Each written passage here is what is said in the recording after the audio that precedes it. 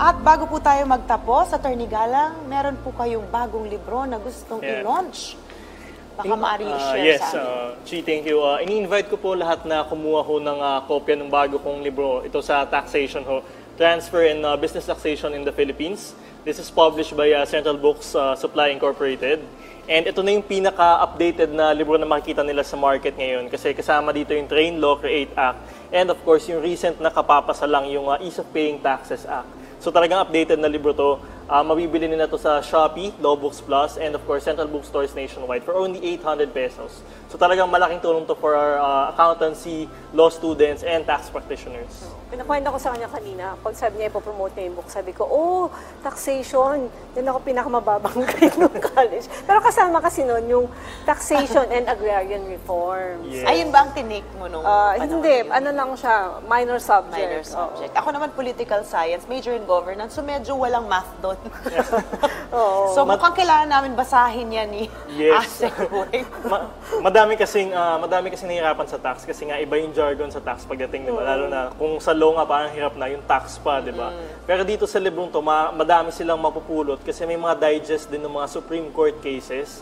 So for law students, hindi na sila kailangan magbasa ng original na mga kaso na sobrang daming pages, sobrang haba.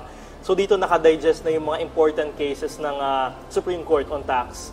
And of course, malaking tulong din to sa mga bar examinees kasi meron dito yung mga Philippine bar exam questions and suggested answers from me. Ayan, from 2010 to 2023. So talagang malaking tulong to. Paano sila sumagot, ano yung tinanong ng Supreme Court, paano dapat yung sagot, and yun nga. Makikita nila lahat to sa libro ko na ito. Yan, siguro dapat. Kasi ginamit ko dati yung ganyang kakapal na libro. Oo, parang ang nipis na niya compare. Second hand, yung mga nabibili sa Arco. Kasi hindi naman yun yung major ko diba? So, communications ako. So, yung direction ko ay wala sa taxation and agrarian reform. Pero sobrang luma na yun. Nabili ko medyo manilaw-nilaw na yung pages. So, ito bago. So, yes, bago. Nandiyan na lahat. Reader-friendly ba siya sa mga taong gaya namin? Oo. Yes, reader-friendly siya. Tsaka hardbound and white yung pages niya. So, maganda siyang basahin. Ayan, mapapansin niyo. So, magandang basahin. Kasi diba, for mga students, kapag maganda yung libro physically, nakaka-entice talaga mag-aaral. At yan mo nalalagyan ng mga highlighter pen, di ba? Yan usually. Merong e-copy yan?